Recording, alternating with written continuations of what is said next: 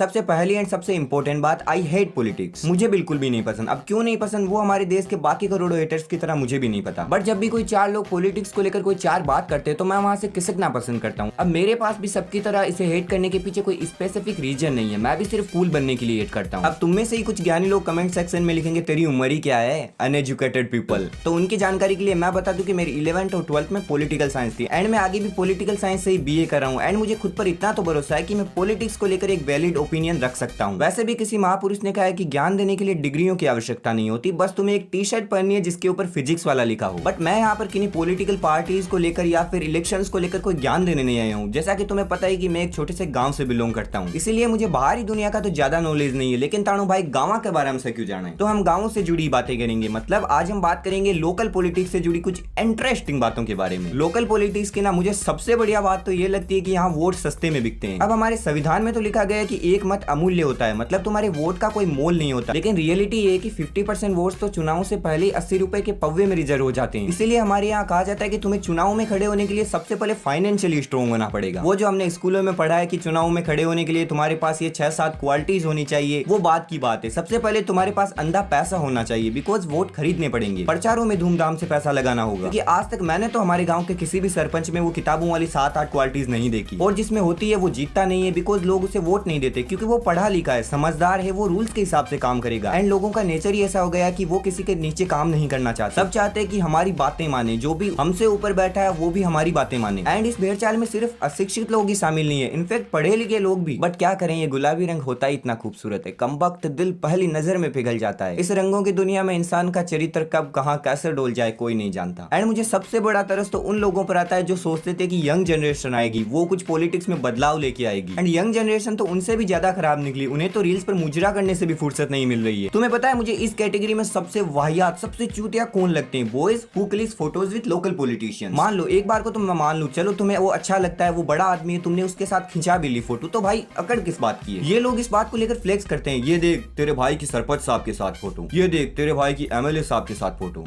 तो मैं क्या करूं भाई, वो सिर्फ एक पॉलिटिशियन है, तुम उसे किसी सेलिब्रिटी की तरह क्यों ट्रीट कर रहे हो? उसने किया क्या है? जो काम कर रहा है वो उसकी जिम्मेदारियां हैं। उसने अगर सड़कें बनवाई, स्कूलें बनाई, तो उसका काम है। वो क्या अपनी जेब से पैसे लगा रहा है? नहीं ना। तो तुम क्यों उसके पीछे पागल हुए पड़े हो? कोई पॉलिटिशियन आ रहा है, 100 बंदे बाइक लेके जा रहे हैं, 100 बंदे गाड़ियां लेके जा रहे हैं, डीजे बुलाया जा रहा है, बट क्यों भाई, क्यों कर रहे हो तुम ऐसा? क्या मिलेगा तुम्हें ये करके? अब मैं ये नहीं कह रहा कि सभी पॉलिटिशियंस बुरे होते, बट कुछ लोगों की तो मेंटलिटी ऐसी हो गई कि वो पॉलिटिक्स में मतलब बुरा है, कि पॉलिटिक्स में तो सिर्फ बुरे लोग होते हैं, अगर वो अच्छा है तो गवर्नमेंट जॉब क्यों नहीं कर रहा? तुम खुद ही सोचो, अगर सबकी ऐसी सोच होगी तो आखिर में रेवोल्यूशन लाएगा कौन? तो भाई तुम ऐसे लोगों का सपोर्ट करो ना जो असली में पॉलिटिक्स में कुछ करना चाहते हैं, ना कि उन लोगों को जिन्होंने 5 साल में अपनी जेबें भरने के अलावा कुछ नहीं किया है। अब बात यह आती है कि अगर 5-6 साल पद पर रहकर भी किसी ने अपनी जिम्मेदारियां ठीक तरीके से नहीं निभाई है तो उनके साथ क्या करना चाहिए? जाहिर सी बात है वो इलेक्शंस में दोबारा खड़ा होगा, वो फिर से मुंह उठाकर तुम्हारे इधर पर वोट मांगने चला आएगा। तो अब की बार वो आए तो तुम्हें क्या करना है? तुम उसे घर में बुलाओगे, सर आइए, उसकी आरती उतारोगे, थोड़ा उसके पास जाओगे, उसके साथ तुम इंटेंशनली कनेक्ट होने की कोशिश करोगे, उसे बाहों में जकड़ लो, अपनी सोलमेट्स को ये करने की कोशिश करो, उसके गालों पर 2-4 पप्पी दोगे, उसे बिल्कुल अपनापन फील करवाओगे, तुम्हारी आत्माओं के बीच रिश्ता बनवाने का कोशिश करो। ऐसा बिल्कुल भी नहीं करना, बड़े चूतिए लगोगे।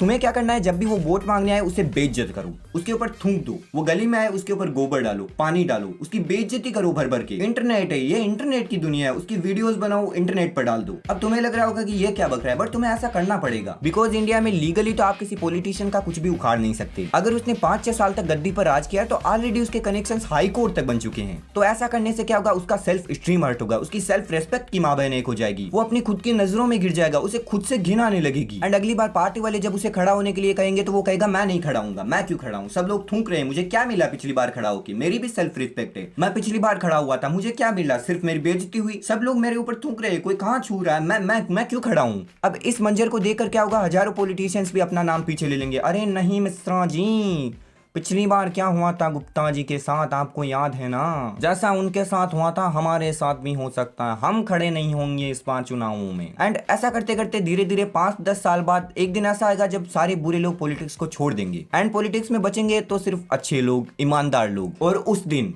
देश की पॉलिटिक्स में करप्शन जैसी चीज का नाम निशान नहीं होगा, देश की राजनीति भी साफ सुथरी हो जाएगी। और उस दिन लोग याद करेंगे कि एक बंदा आया था जिसने राजनीति को सुधारा, उसने घर बैठकर ऐसे सॉल्यूशंस दिए कि आज देश की राजनीति, देश तरक्की कर रहा है, देश की राजनीति सुधर चुकी है। बट ऐसे रिस्की कदम मैं अकेला नहीं उठा सकता, इसलिए तुम्हारा भी फर्ज बनता है, अगर तुम भी देश की तरक्की चाहते हो तो तुम्हारा भी फर्ज बनता है, चैनल को सब्सक्राइब करो, वीडियो को लाइक करो एंड तुम्हारे दोस्तों के साथ शेयर करो एंड मुझे इंस्टाग्राम पर भी फॉलो करो, मैं वहां भी तुम्हें ज्ञान दूंगा। इस देश को हम मिलकर सुधारेंगे।